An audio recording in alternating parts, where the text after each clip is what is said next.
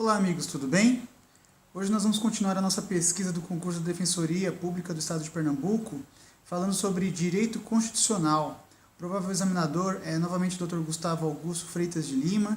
Nós já falamos dele aqui no canal. Ele é procurador federal, mestre em Direito e Políticas Públicas e especialista em Direito Público. Atualmente ele desempenha o cargo de diretor do Departamento do Contencioso da Procuradoria-Geral Federal, que é o órgão da Advocacia Geral da União. Tem experiência como professor nos cursos de graduação e pós-graduação nas cadeiras de Direito Administrativo, Constitucional e Tributário. Ele também possui experiência na atuação judicial perante o Supremo Tribunal Federal e tribunais superiores. E sua atuação profissional situa-se principalmente na área de direito público, notadamente em temas ligados à administração pública, agências reguladoras, direito processual civil e jurisdição constitucional. Ele também é membro parecerista do Conselho Editorial da revista da AGU. O título do mestrado dele é o Poder Normativo das Agências Reguladoras e Controle Judicial, obtido em 2012, disponível na pesquisa que está no blog. Ele também, o título da especialização dele em Direito Público, que envolve Direito Constitucional, Administrativo e Tributário, é o Controle de Constitucionalidade e Cláusula de Reserva de Plenário, Vantagens e Desvantagens da Súmula Vinculante número 10 do STF, obtido isso em 2009. Os artigos publicados, Agências Reguladoras nos Estados Unidos e Considerações sobre o Direito Comparado, no Jus Navigandi de 2012, também disponível na pesquisa do blog. O Poder Normativo do Executivo e Separação de Poderes, revisitando Montesquieu, na Revista de Estudos Jurídicos da Unesp, publicado em 2012.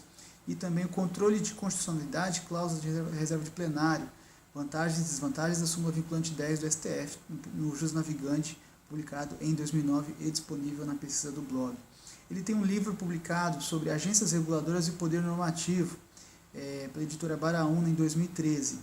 As informações foram obtidas a partir da plataforma Leitz, CNPq, e diante dessas especialidades do examinador, eu sugiro atenção a temas como interpretação constitucional, direitos e garantias fundamentais, os princípios, os instrumentos de proteção, judicialização de políticas públicas, poder judiciário, Supremo Tribunal Federal, jurisdição constitucional, controle de constitucionalidade, súmula vinculante, regras do artigo 37 da Constituição, poder executivo, processo legislativo, separação de poderes e defensoria pública na Constituição de 88. Eu analisei as últimas 3 provas para defensor público feitas pela CESP, que é a Defensoria do Rio Grande do Norte, 2015, e no ano de 2017, a Defensoria do Acre e a Defensoria Pública de Alagoas. Os temas exigidos nessas provas foram os seguintes: dentro do ponto 1, que é a teoria da Constituição, poder constituinte, poder originário, as características, permanente, poder derivado reformador, poder derivado decorrente e princípio da simetria. Recepção, constitucionalidade superveniente, inconstitucionalidade superveniente e desconstitucionalização. Mutação constitucional, tema que caiu mais de uma vez nas provas, poder derivado difuso. Controle de concepções de Constituição, a concepção jurídica de Kelsen, a concepção de Conrad Hess, a norma constitucional sem existência autônoma em face da realidade. Ao conteúdo do direito constitucional, transconstitucionalismo, classificação das constituições, Constituição rígida, interpretação constitucional e constitucionalização simbólica, Marcelo Neves, conceitos jurídicos indeterminados, juízo discricionário, constitucionalização álibi, casos difíceis e, finalizando, dentro da teoria da Constituição, preâmbulo, caráter enunciativo. Agora falando dentro do capítulo dos direitos e garantias fundamentais, a eficácia horizontal dos direitos fundamentais, distinção de regras e princípios, solução das colisões entre as regras, princípio da proibição do retrocesso social, conflito entre direitos fundamentais, princípio da proporcionalidade, proibição do excesso e da proteção insuficiente, restrição de direitos fundamentais, requisitos, teoria dos limites, garantia de proteção do núcleo essencial dos direitos fundamentais, teoria absoluta versus teoria relativa, caso concreto. Espécies de direitos fundamentais, a inviolabilidade domiciliar, artigo 150 do Código Penal, mais habeas corpus 82788 do STF. Foro por prerrogativa de função, súmula vinculante 45 do STF. Direito à privacidade versus publicação de vencimentos de servidores, a Lei 12.527 de 2011, a Lei de Acesso à Informação Pública. Proteção à União Homoafetiva, ADI 4277. direito de reunião e manifestação do pensamento e defesa da legalização de drogas, a DPF 187. Ainda dentro do capítulo dos direitos e garantias fundamentais, a autorização estatutária genérica não é suficiente para legitimar a atuação judicial da associação em nome dos filiados, recurso extraordinário 573232. Proteção dos direitos fundamentais, habeas corpus, impetração contra atos de ministros, impossibilidade, informativo 814, mais súmula 691 do STF. Impetração contra atos de magistrados e juizados especiais, competência da turma recursal, enunciado 62 do FONAGE. Habeas data, mais de uma questão envolvendo o conhecimento do habeas data. Entidades de caráter público, competência do STJ contra atos de ministros de Estado no habeas data. Efeito devolutivo da apelação da sentença concessiva, artigo 15, parágrafo único da Lei 9.507 de 97, que é a Lei do habeas data. Mandado de injunção coletivo, possibilidade, mandado de injunção 833 do STF, mais a Lei 3.300 de 2016. Não cabimento para proceder à revisão geral anual de servidores, mandado de injunção 4265 do STF. Direito de resistência explícito, greve, objeção de consciência, ação penal privada subsidiária. Ainda dentro do capítulo dos direitos e garantias, direitos sociais, implementação de políticas públicas em mínimo existencial, fenômeno de judicialização da política, rol dos direitos sociais, artigo 6º da Constituição, teoria da reserva do possível versus efetivação de direitos fundamentais, mínimo existencial, definição e abrangência. E finalizando, Tratados Internacionais de Direitos Humanos, artigo 5º, parágrafo 3º, internacionalidade, cancelamento da naturalização militar na ativa é elegível, artigo 14, parágrafo 8º. Agora, dentro da organização do Estado, capítulo 3º, competência privativa da União e competência legislativa concorrente, artigo 24. Essa questão sobre competência legislativa concorrente ocorreu mais de uma vez nas provas.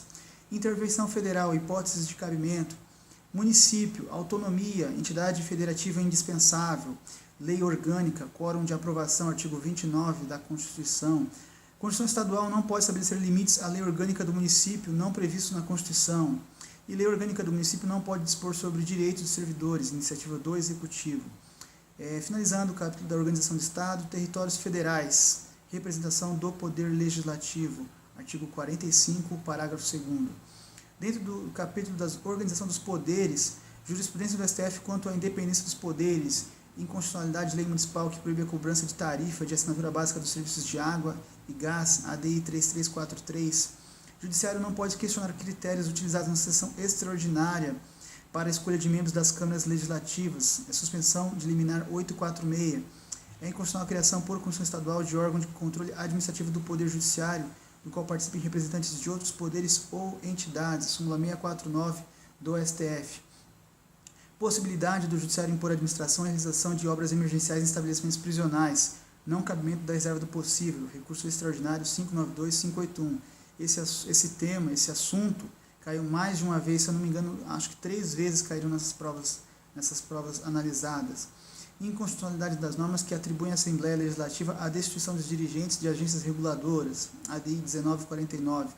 E Executivo não pode restringir a execução orçamentária do Judiciário, Ministério Público, mas pode pleitear a redução ao Legislativo.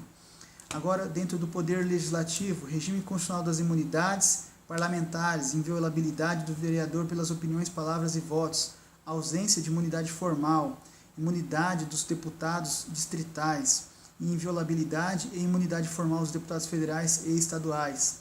Parlamentar licenciado para o cargo de ministro não perde a prerrogativa de foro. Constituição não pode ser emendada na vigência de intervenção federal, artigo 60, parágrafo 1º. Fixação do número de deputados federais por Estado, Distrito Federal, artigo 45, parágrafo 1º. E Tribunal de Contas Estadual, autonomia. Agora falando sobre o Poder Executivo, Conselho da República, composição e atribuições, artigos 89 e 90, e Conselho de Defesa Nacional, a composição e as atribuições, artigo 91. Finalizando o capítulo dos poderes, Poder Judiciário, precatórios, requisição de pequeno valor, artigo 87 do ADCT.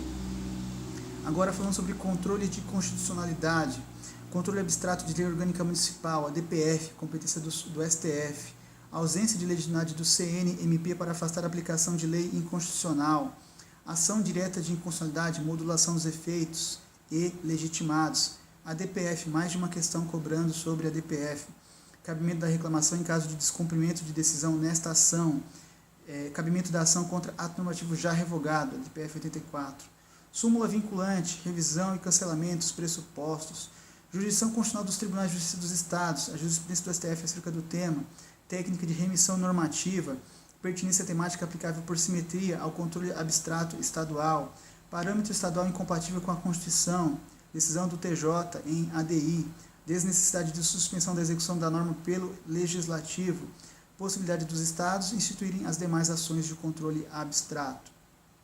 Agora, falando sobre funções essenciais da Justiça, capítulo destinado à Defensoria Pública, prerrogativa de iniciar a própria proposta orçamentária, artigo 134, parágrafo 2º, cobrado mais de uma vez. Funções institucionais, artigo 4 da Lei Orgânica, Lei Complementar 80/94. Os objetivos, artigo 3º-A da Lei Complementar 80/94. Números de defensores na unidade jurisdicional, artigo 98 do DCT. Tratamento jurídico da assistência judiciária, da assistência jurídica e da defensoria nas Constituições brasileiras. E o Estatuto Constitucional da Defensoria, os princípios institucionais, artigo 134 da Constituição. Inamovibilidade, artigo 34 da Lei Complementar 80. Estabilidade, artigo 43, inciso 4 da Lei Complementar 80/94. Estabilidade dos procuradores dos Estados, artigo 132, parágrafo único da Constituição. Obrigatoriedade de inscrição dos defensores na OAB. Legitimidade para a proposta de ACP, visando a proteção de direitos difusos e coletivos dos necessitados, entendimento do Supremo Tribunal Federal. Impossibilidade da contratação de defensores sem concursos, também jurisprudência do STF. Assistência jurídica integral, assistência judiciária e gratuidade judiciária, significado e abrangência dessas expressões. E Ministério Público junto aos Tribunais de Contas, ausência de independência financeira e orçamentária, a Lei 2378. No capítulo sobre tributação e orçamento, sobre especificamente finanças públicas, orçamentos, as vedações existentes, artigo 167 da Constituição, e finalizando, ordem social, educação, mais de uma questão cobrando sobre educação, a efetivação do direito à educação pelo Estado, artigo 208, ensino fundamental, artigo 210, garantia da gratuidade não obsta à cobrança de mensalidades por universidades públicas em cursos de especialização, recurso extraordinário 597-854, e possibilidade de avanço nos cursos mediante verificação do aprendizado, artigo 24, incisos 5º, letra C da Lei 9394 de 96. Essas três avaliações, eu analisei, verifiquei que a lei seca foi cobrada em cerca de 66% das questões, a doutrina em aproximados 50% e a jurisprudência em 50% dessas questões. Tá?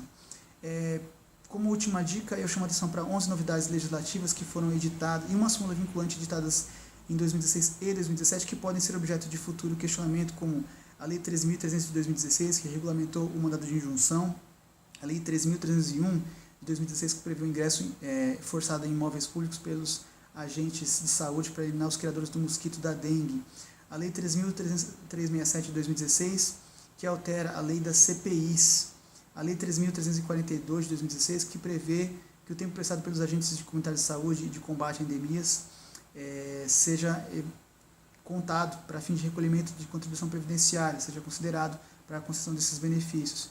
Depois, as emendas constitucionais 93, que alterou a DCT para prorrogar a desvinculação de receitas da União e estabelecer a desvinculação de receitas dos Estados, Distrito Federal e municípios.